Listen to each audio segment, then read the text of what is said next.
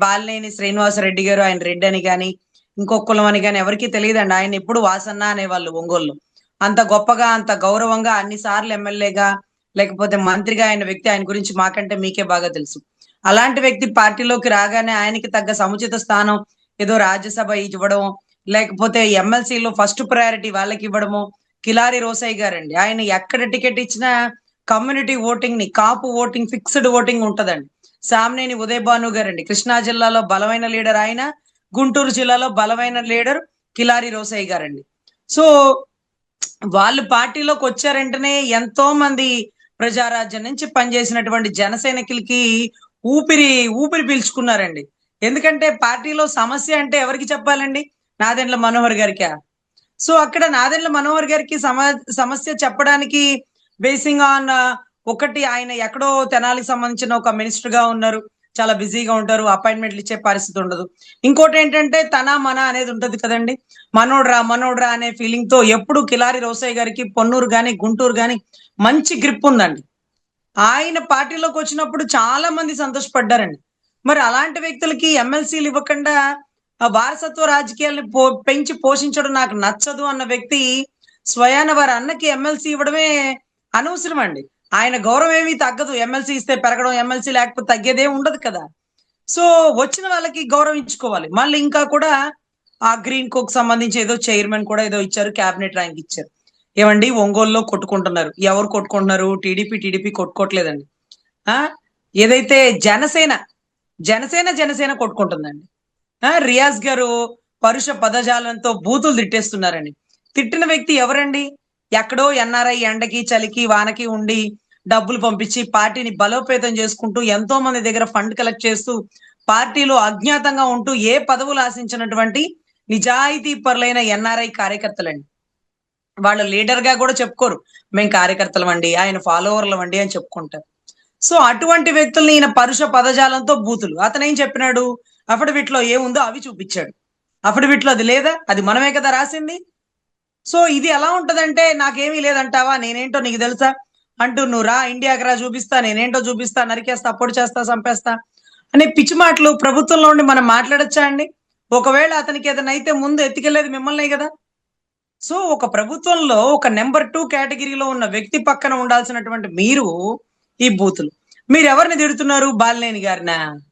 అరే ఒంగోలులో వైసీపీ ఈ మాత్రం వైసీపీ ఉన్న టైంలో కూడా జనసేన బలంగా ఉన్న, ఊపిరి పీల్చుకున్న, ఇబ్బంది లేకుండా ఉన్న, అంటే మిగతా జిల్లాల కంటే ఎక్కువ ఇబ్బందులు ఎప్పుడూ లేవండి.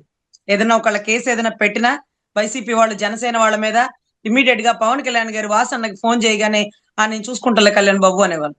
అని వాళ్ళ కార్యకర్తలను, వాళ్ళ ఇన్ఛార్జ్ నో పిలిచి ఎందుకు వాళ్ళతో మీకు అంటూ కేసులు తీపిచ్చేసేవాళ్ళని. అటువంటి వ్యక్తి నమ్మి మన పార్టీలోకి వస్తే మనం ఇచ్చే గౌరవం ఇదేనా అండి? సో ఇలాంటి టైంలో ఇంకా కూడా ఆయన కుటుంబ సభ్యుడైనటువంటి నాగబాబు గారికి పదవి ఇవ్వడం కంటే ఈ గొడవలకు కారణం అవుతున్న వాళ్ళని పిలిచి కూర్చోబెట్టి వాసన్నకి సముచిత స్థానం ఇస్తూ ఆయన గురించి దుర్భాషలు ఆడడం కరెక్ట్ కాదు. ఆయన అడుగుతుంది ఏంటి? నాకు ఎమ్మెల్యే ఇవ్వండి, మినిస్టర్ ఇవ్వండి అని అడుక్కుంటున్నారా, అర్థిస్తున్నారా? పార్టీని బలోపేతం చేసుకోండి. జన సైనికులు ఇబ్బంది నలిగిపోతున్నారు. వాళ్ళ ఇబ్బందులు మీకు తెలియంది కాదు. రాష్ట్రంలో అన్ని చోట్ల నలుగుతున్నారు. అరే కార్యకర్తలండి ఫేస్బుక్ లో ఒక పోస్ట్ ఫార్వర్డ్ చేసినాడని ఒక జనసేన వ్యక్తిని, టీడీపీ సంబంధించిన వ్యక్తులు అతని మీద కేసులు పెట్టి అతని పోలీస్ స్టేషన్ లో 2-3 రోజులు కుమ్మి కొట్టి అక్కడ పెట్టినారట. అంటే వ్యవస్థలు ఎటు వెళ్ళిపోతున్నాయండి? అంటే తగ్గేదే లేము అనే ఒక డైలాగు జనసేనదండి. మమ్మల్ని ఎవడు ఆపేది అనే డైలాగ్ కూడా జనసేన వాళ్ళదేనండి. సో ఇటువంటి పరిస్థితుల్లో ధైర్యంగా ప్రభుత్వంలో లేనప్పుడే పోరాడినటువంటి జనసైనికులు ప్రభుత్వంలో తప్పు ఎవరు చేసినా ప్రశ్నించండి అనే వాళ్ళన్న అడుగుజాడల్లో వెళ్తారు కదా. మా అన్న కూడా కదండి, మేము కూడా అదే కదా అడుగుజాడల్లో. తప్పు ఎవరినైనా ప్రశ్నించండి అంటారు, నన్నైనా ప్రశ్నించండి, నా కాళ్ళు పట్టుకొని ప్రశ్నించండి అంటారు. సో తప్పు దామంచర్ల చేసినాడని అతను ఎవరో భావించినోడు పోస్ట్ పెట్టాడు. దామంచర్ల అరాచకం అంటూ కొన్ని పేజీల లెటర్ రిలీజ్ చేసినాడు. సో తద్వారా ఆ పోస్ట్ ని ఫార్వర్డ్ చేసినాడని అరెస్ట్ చేయడం అనేది కరెక్ట్ కాదండి. సో దయచేసి ఒళ్ళు దగ్గర పెట్టుకొని పరిపాలన చెయ్యాలా. వాళ్ళు లేనిదే గెలుపు లేదు, వాళ్ళు లేనిదే ఇళ్లలోంచి బయటికి రాలేదు, వాళ్ళు పంచాయతీ ఎన్నికలకు పోటీ చేశారు కానీ వేల కోట్లకు అధిపతులు పంచలు కట్టుకొని తలుపులకి గేట్లు వేసుకొని లోపల టీవీల్లో చూసుకుంటున్నారు ఏం జరుగుతుందా, ఎవరు ఎవరిని కొట్టుకుంటున్నారా. అది మీ బలం, అది మీ బలం. సో అటువంటి బలహీనతగా ఉన్న మీరు ఈ రోజు ప్రభుత్వం వచ్చింది కదా అని, ఆ బలం వచ్చింది కదా అని కొమ్ములు బయటకు తెచ్చారనుకోండి, మక్కలు ఎరగొడతారు జనసేన వాళ్ళు, మామూలుగా ఉండదండి. సో దయచేసి నాకు చాలా ఆశ్చర్యం వేసిందండి, పార్టీలోంచి బయటకు వెళ్ళిపోయిన మా జనసేన కార్యకర్త మీద ఫేస్బుక్ లో పోస్ట్ ఫార్వర్డ్ చేశారని కొడతారా? ఎంత బలుపురా మీకు, ఎంత కొవ్వురా మీకు. ఇదా మీ పోలీసుల అరాచకం?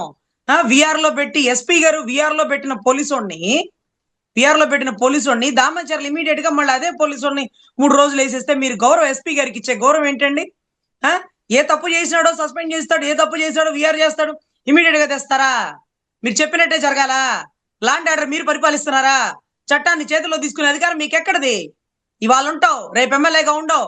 ఆ పోలీసోడు 62 ఏళ్ళు యూనిఫామ్ లోనే ఉంటారు. ఏది చట్టమో ఏది చట్ట విరుద్ధమో అది వారికి తెలుసు.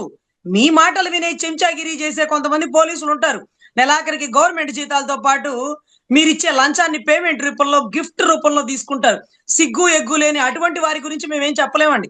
కానీ నిజాయితీ పరులైనటువంటి పోలీసులు మీ తప్పుల్ని ప్రశ్నించినప్పుడు మీరు ట్రాన్స్ఫర్లు గట్రా వేసేయకండి.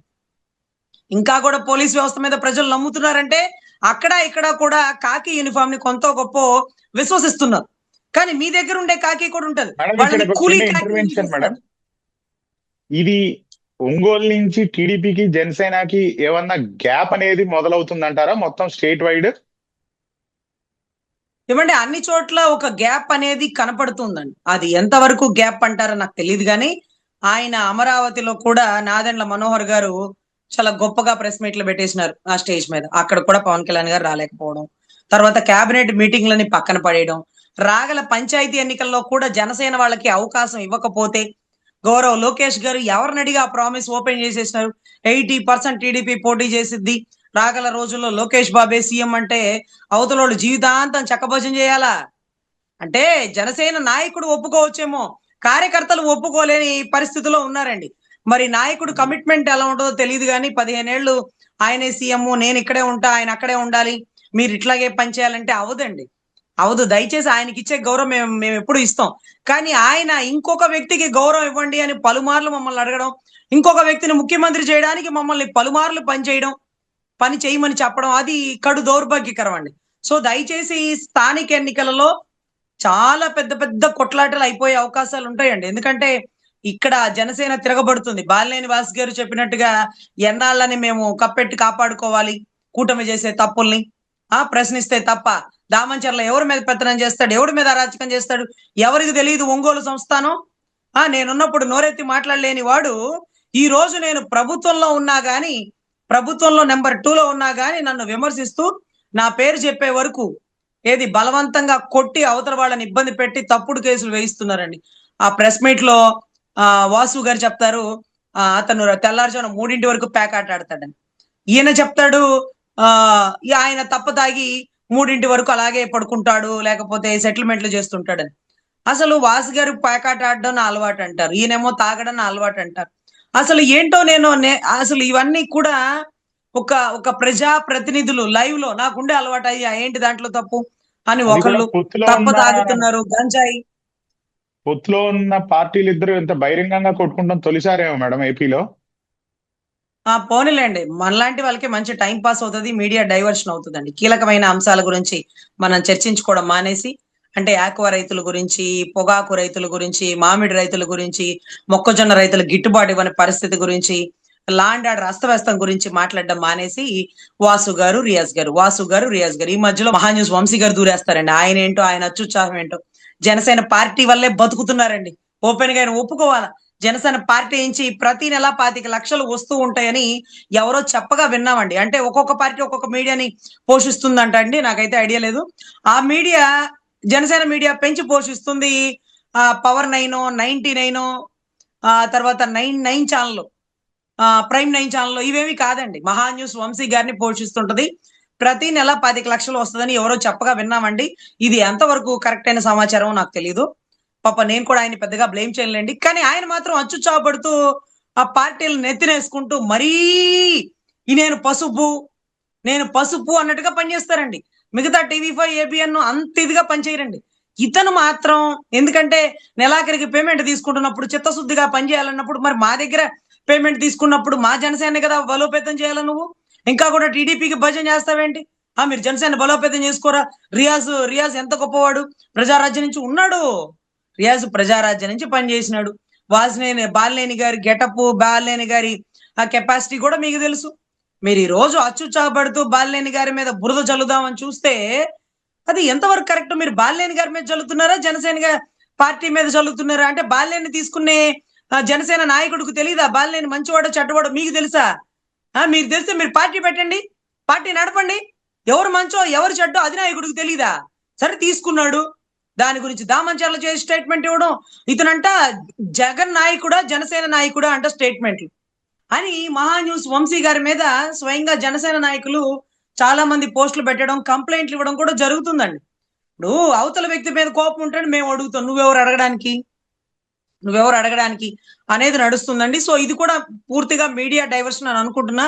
నేనైతే మన బంగారమే మంచిదైతే ఈ తిప్పలన్నీ ఎందుకు వస్తాయి? మహాన్యూస్ వంశీ గారికి నోరు ఎందుకు లెగుస్తుంది? రియాజ్ గారి బూతులు ఎందుకు మాట్లాడతారు? ఎల్లమ్మ పుల్లమ్మ పార్టీ మీద ఎందుకు పెత్తనం చేస్తారు? సో మన బంగారమే కరెక్ట్ గా లేదేమోనని నా భావన అండి. దయచేసి చిన్న చిన్న ఇబ్బందులు ఉంటే ఆ జనసేన నాయకుడు గాని నాయకులు గాని వచ్చి సర్ది చెప్పుకొని దీన్ని మీడియా దాకా రానికుండా చూసుకోవాలి. ప్రతి పార్టీలో ఇబ్బందులు ఉంటాయి, కానీ ఏ పార్టీలో బయటికి రావు.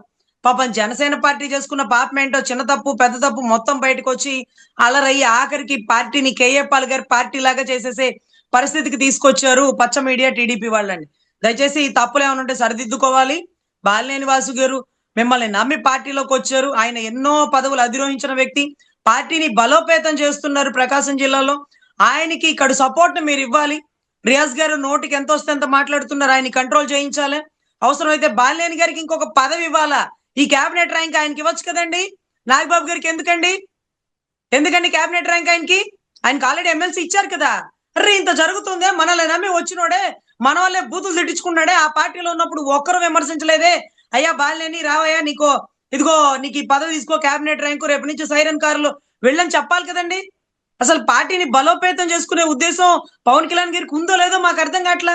అరే ఫేస్బుక్ లో పోస్ట్ పెట్టారు, దాన్ని ఫార్వర్డ్ చేసినారు, అతన్ని కొట్టారని రాయపాటి అరుణ్ గారు వెళ్ళి స్టేషన్ లో మాట్లాడుకుని సి గారికి చెప్పి అతను విడిపించుకున్నారంట. ఆవిడెవరండి? ఆవిడకి ఏమైనా డైరెక్టర్ ఇచ్చారా, చైర్మన్ ఇచ్చారా? ఆవిడ చెప్తే సీఏ వింటాడా?